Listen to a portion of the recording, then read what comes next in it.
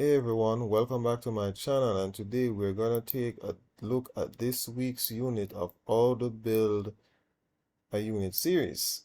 As you can see, this week's unit is the Fire Fairy King, otherwise called Daphnis.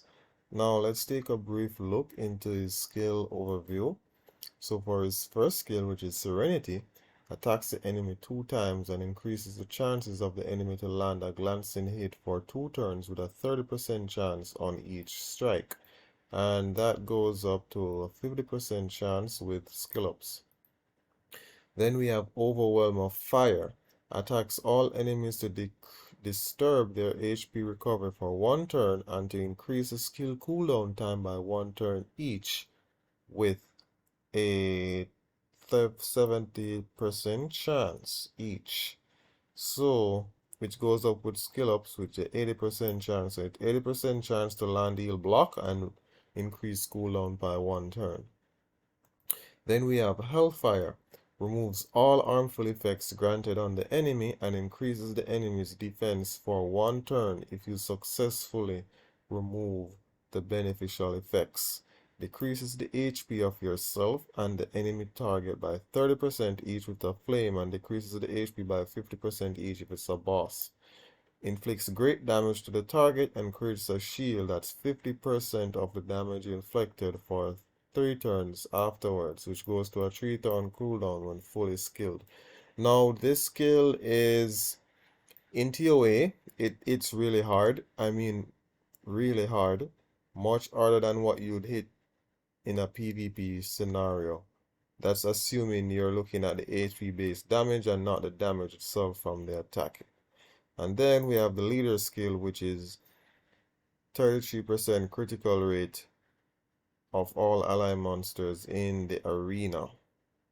Now, let's take into his stat priority.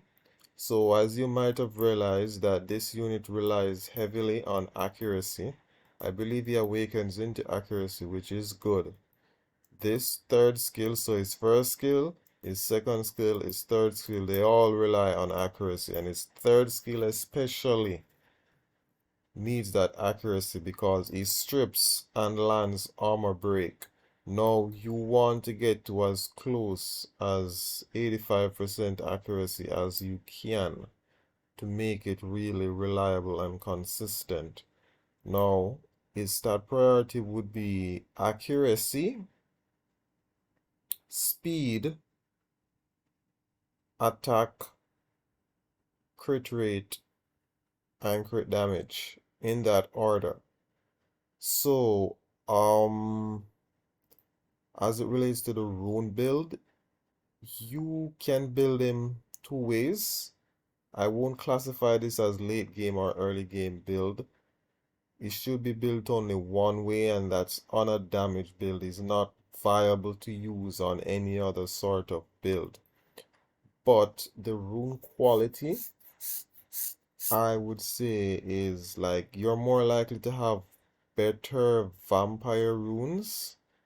Yes, unless you're going for hardcore damage and nothing else. But vampire would be really good because this third skill also takes health from him. So it's kind of like a Molong thing going on, similar to Molong. So decreases the HP of yourself and the enemy target by 30%. So if you pair this with Molong, you can technically nuke something on turn 1. So 30%, right? And Molong is 70. I don't know why I'm talking about Molong. This is a Daphnis video. Anyways, while he's doing damage, he can gain back his HP that he lost from the damage through vampire runes. So let's take a look on his build using vampire runes. You are going to be using him in a speed situation, so it would make sense that you go speed slot 2, although you can get up to like plus 100 speed without speed on slot 2. But for the purposes of this video, let's attempt to do so with speed on slot 2, because remember, he's kind of stat hungry. You want good crit rate. You don't want him to miss crit on Hellfire. and you want Hellfire to strip. So usually you can find speed more. You'll typically find speed more on slot 2 than relying on substats because it's easier to get on the slot 2 than to rely on substats. So we're going to go with Vampire. As it relates to the offset, you can either use Blade for stats or you can go with Will. Will runes would suffice. If you're using a Guild War situation where it's not required to take first turn, Will is always optimal. Then let's go for the crit damage. I could use this. It has 7% accuracy in it, which is always nice. This, I would use this, but nah. It has good accuracy, but not enough nuking stats, and it's kind of a little bit subpar even for Hero Rune, but that is how it is. Now for let's look for Blade. Now this is a really nice rune. 17% crit rate on a Blade rune. If you can find 17 or 15% crit rate on another Blade rune, that's a whopping amount of crit rate. It has decent dank stats and even the accuracy. My only problem is it has no speed. However, due to the fact that it has such high rolls, I should think so. Does it? I think so, yes. Because it has such high rolls, it's not a bad option. We can just make up for the speed, the lacking of speed elsewhere. So I'm going to look for another blade set that gives me that much crit rate. I have good blade sets on all slots, so I will go for the slot that has my best vampire set on. Oh, let me see. Would be this? No, this is kind of a subpar. It's good crit damage, but it's not enough. This is kind of okay-ish. Let me see what rune is this? Rare. So let me see if I can find something else. I know for this part, this is really solid. Extremely solid. This Ancient Legend. As you can see, I got really good rolls on this and plus 11% attack. Really good. Douglas is wearing this. I'm wondering if I should give it to him because I'm looking for a good crit rate as well. I'm going to take, it's good. Remember, I'm looking for accuracy. So you see all the stats that I'm looking for. I remember having a blade rune that has good accuracy and crit rate in it. I believe this is the one. Let me see if there's any more. Now this gives me 11% crit damage, 12% crit rate, 15 speed, 12% accuracy. So this rune is excellent. It has all the runes, all the stats that I need for him to function effectively. I would go for this one. This one would be nice too if you want to make him a little bit tankier and do less damage, but damage is what we're caring about right now. So we will use this slot instead. So the next set would be on Vampire. So for this one, I'll take the best one that I have here, which is this. 16% crit rate, 7% accuracy. So that's always good. Now for this slot, if you can get him at 100 crit rate, do so. Because a miss crit is too game changing. Now I'm going to try get more accuracy. I think I can get more accuracy with I have to look for speed. Now the best one would to take here would be this 17% accuracy, 13 speed, 5 accuracy in build. So we'll take that one. Now as you can see, we're at 95% accuracy, right? I mean 95% crit rate. So let's look for something that doesn't have much crit rate. I believe this rune. So it's exactly 5%. Now this has 55% accuracy. This rune is so good it would be hard to ignore. 29% attack and then 21 speed, which will make him at 100 speed and plus this whopping defense would make him really tanky, so he can take a hit. So this is at 100 crit rate. 100 crit rate. Very nicely runed. 55% accuracy. Earlier I would have said that you want to get as much accuracy as you can. So let me reorder that. Accuracy, crit rate, attack, then speed. Because you can get accuracy from artifacts. No, yes, you can get accuracy from artifacts, but you can't get crit rate from artifacts. At least the crit rate increasing effect doesn't work anymore. But then again, you wouldn't want to run him with a crit rate buffer. It wouldn't be as viable. So, as you might imagine, for is artifact skill 3, you want as much accuracy. I'm going to work with this one. You want damage proportionate to attack as well, but let's be real here. There's no point in having so much damage when you can only execute that damage on a armor break. So it's more important, in my opinion, to get that accuracy first, as much as you can get onto that skill 3. So order by sub property, the best one I have here is 16 accuracy, so that's the one I would use. As you can see, it was socketed already. Then we have this one, additional damage by 8% of attack, damage taken from water, and sport. Now if you're running with an attack buffer, you know attack up effect would work fine. So I'm gonna take an artifact from somebody. 10%, not quite. I need attack up effect in that, so additional damage proportionate to attack, and then attack up effect, or attack increase in effect as it was formerly known. Zyrus is the one wearing it, so I'll take it from him a bit. And that's what we have there. Now, let's take him into some live gameplay to see how well he does. So I'm just gonna go in a Guild War test, or siege test I should say. Should I test my own defenses? Why not? Yes, I will. I don't think I de-runed. No, I did not. So in this case, it is not a bad option here, because this girl buffs a lot. So he's great against teams that buff a lot. So Wusa's, although it's different elements, but should work just fine.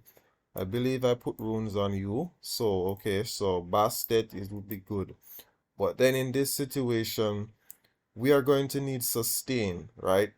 Because this guy is gonna nuke someone over here. So we have to put in some safety measures. I will go with Triana.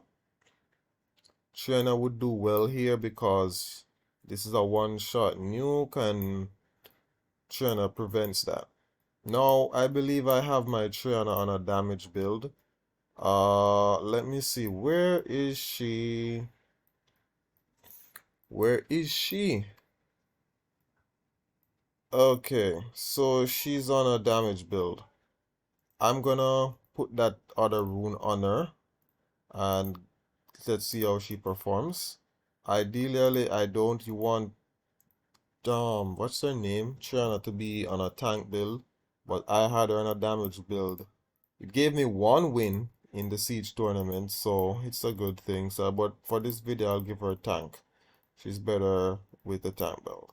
So I'll just go right here and find a HP rune that can give me lots of HP. We'll socket that. And let's get right into it. Like this is this 98. I wish it was 100, but it is what it is. So we will do that right now again. Go back on my defense. All right. So let's get into it. Test. We bring out the big guns. Now, As it relates to leader skill, well, the only one viable here is this one.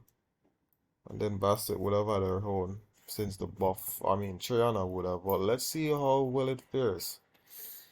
Now, it would be good to get rid of Tessarion first because Tessarion will make Triana's passive useless. But we'll see how it goes. Any violent procs? Please don't kill. Okay. Alrighty.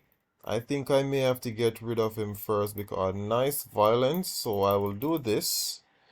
Okay. I'm going to kill the Odin. Like the best choice here would be to go after this girl. No, we can save this for last. The whole idea is for him to get the best out of stripping. So the best choice to go right here would be Tessarion, but I'm gonna go for Odin. And see, we got that, we landed that. So 51k damage, really nice. I don't think this guy can knock down my Triana with that thing. Let's be weaken attack again. We need to get rid of this. I think just for the sake of damage. Okay, now this is a problem. This is a problem. Do I increase cool times? Not worth it. I'll just single target damage. I hopefully my Triana can survive. I need a sleep on this or a pushback attack bar. Did not get it. Hopefully. Oh my god, the thing is gonna get a nuke again. I'm gonna try to reset. Wait, it doesn't have reset. Oh no. Oh no. Oh no. Oh no, oh no, oh no. Can we solo? Oh my god. We need to get rid of this now. And we have a miss resistance, but it's okay. I think we can still win if this guy doesn't proc too much. And I mean, I don't think I can win at this point. And that's the thing with Violent, you know. Oh my god. I need a Violent proc. That's my only chance. Yeah, I lost. To my own defense. Oh no. Oh no. I needed one more turn. Really needed one more turn, but maybe we can survive if he doesn't proc. Of course he goes with triple crush, and that's a loss right there. Maybe this wasn't such a no, I shouldn't have re-challenged that. It was too risky, and Triana is not on the right build. So I'll take her versus a Wusa comp. I believe I have my Wusa deruned. Yes, he has a missing rune, which I'm not going to rune right now. I'll look for someone that has a Wusa. Okay, this one. No, this one is kind of a risky kind of thing, but let's see if the risk pays off. We want to kill Molong first, ideally. This should work somewhat. Okay. I'm surprised that Wusa, why didn't Wusa go first? Did it derp or something? I don't remember. I don't think it did. So we'll cleanse that armor break. Then we'll get rid of something. For safety, I'm going to get rid of the Savannah first. For safety. Let's play it safe. We don't have to... Wipes. Okay, crit damage Triana. Nice. Nice. Very nice. Very nice. Now I have to weaken this Molong to neutralize his reckless assault, but since it's a single target damage, it shouldn't matter much. See, they could hardly break the shield. Does this guy reset? Yes, he does. Gets okay, miss the reset. Get Curse of the Beautiful on before this, and then Triana prevents, which is nice. Then we push back attack bar. Okay, didn't get it. Now in this case, it would be nice to go after Wusa first, but Molong's really the threat right here. I can't give him another reckless assault. So we have to get rid of him, or try to. Okay, we got the crit, but you know, Molong always surviving at that last second, at that invisible HP. As you can see, Daphnis is at full health. Why? Because he's on vampire rune. So he basically offset the effect of this HP sacrifice from his skill 3. So it's kind of like how Molong would do his thing, where some persons would put Molong on vampire. So yeah, I can't believe this team worked though. I've never tried it. I've never used Daphnis versus a Molong Wusa until now. I just assumed it would have worked. And we didn't get the kill. Let's put some armor break on him. Crit damage Triana. Okay, no procs. And then we kill. Anyways, guys, that's it for this week's unit. If you like this series, please leave a comment below and tell me if you'd like to see a unit get spotlight. It doesn't have to be a Nat 5. Any unit at all that you think you want to see on how to build, and hopefully I do have that unit, then comment it below. Anyways, guys, peace out. See you next week.